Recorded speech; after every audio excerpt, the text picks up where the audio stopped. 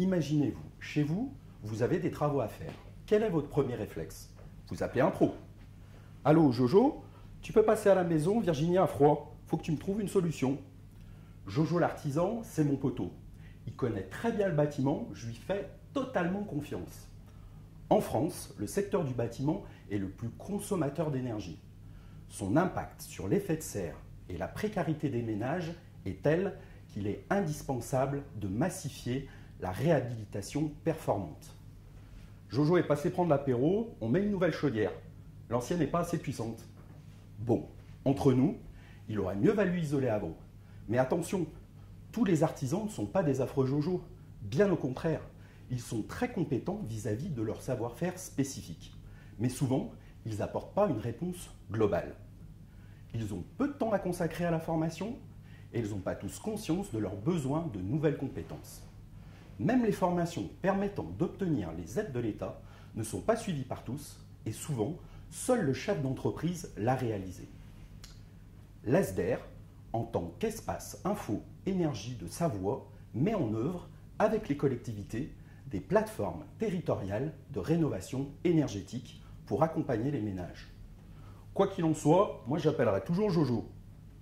C'est pourquoi, pour massifier la réhabilitation performante, nous devons massifier la montée en compétences des pros.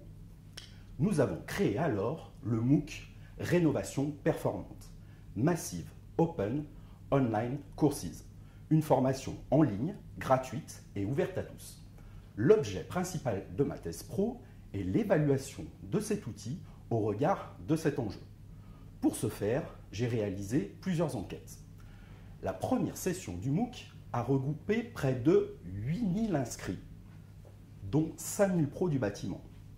Sur plus de 1000 personnes enquêtées, 92% souhaitent poursuivre ou développer leur activité pro dans le domaine de la rénovation performante. Je peux donc dire que le MOOC est également un outil de mobilisation. Alors, pour mobiliser Jojo, mon premier objectif est de lui faire prendre conscience des enjeux. Je propose donc d'aller prendre le café avec lui chez le distributeur de matériaux pour lui parler des services de la plateforme, du MOOC. Le deuxième objectif est de le valoriser et de le mettre en réseau avec d'autres entreprises pour qu'ils travaillent en groupement. On fait ça à l'apéro? Ok. Troisièmement, nous devons créer un lien de confiance entre les pros du bâtiment et les conseillers énergie pour construire le marché ensemble. Enfin, nous lui proposerons des formations complémentaires car maintenant, Jojo, il aime la formation et il a envie de rénover tous les bâtiments au niveau basse conso.